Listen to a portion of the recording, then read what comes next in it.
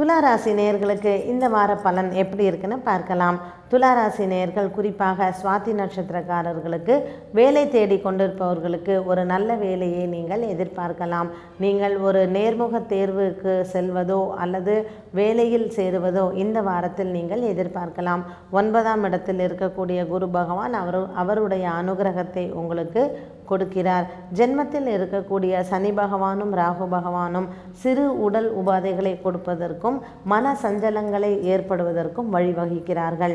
ஆகவே திங்கட்கிழமை அன்று நீங்கள் ராகு பகவானுக்கு சென்று அர்ச்சனை செய்து கொள்வது நல்லது.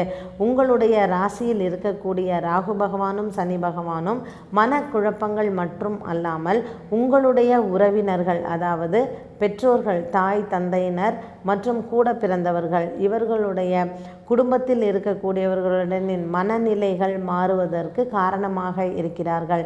அதனால் ராகு பகவானுக்கு திங்கட்கிழமை அன்று மாலை 6 மணிக்கு மேல் சென்று விளக்கேற்றுவதோ இல்லை அர்ச்சனை செய்வதோ சுவாதி மற்றும் விசாகம், சித்திரை இந்த நட்சத்திரக்காரர்களுக்கு ஒரு சிறப்பான பலன்களை இந்த நவகிரகங்கள் அள்ளி தருகிறது.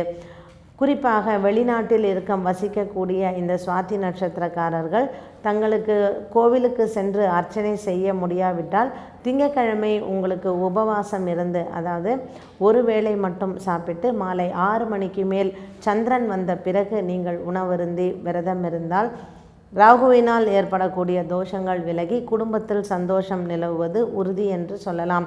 வியாபாரங்கள் புதிதாக ஆரம்பிப்பதோ அல்லது விரிவாக்கம் செய்வதோ இந்த வாரத்தில் சற்று தள்ளி போடுவது நல்லது. பொதுவாகவே இந்த வாரம் சென்ற வாரத்தை விட உங்களுக்கு ஒரு நல்ல வாரமாக அமைவதற்கு நவகிரகங்களை தினமுமே துதிப்பது நல்லது.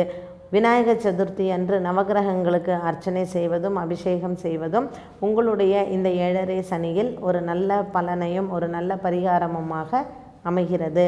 இந்த துளாராசி நேயர்களுக்கு சுவாதி, விசாகம் மற்றும் சித்திரை நட்சத்திரக்காரர்களுக்கு பெற்றோர்களுடன் இருக்கும் மனக்கசப்புகள் விலகுவதற்கும் திங்கட்கிழமை அன்று நீங்கள் சனி பகவானுக்கோ அல்லது ராகு பகவானுக்கோ நீங்கள் அர்ச்சனை செய்தால் உங்களுடைய பெற்றோர்களிடம் இருக்கும் மனக்கசப்புகள் விலகி மனதில் சந்தோஷம் ஏற்படும் வாரமாக அமைத்து கொள்ளலாம்.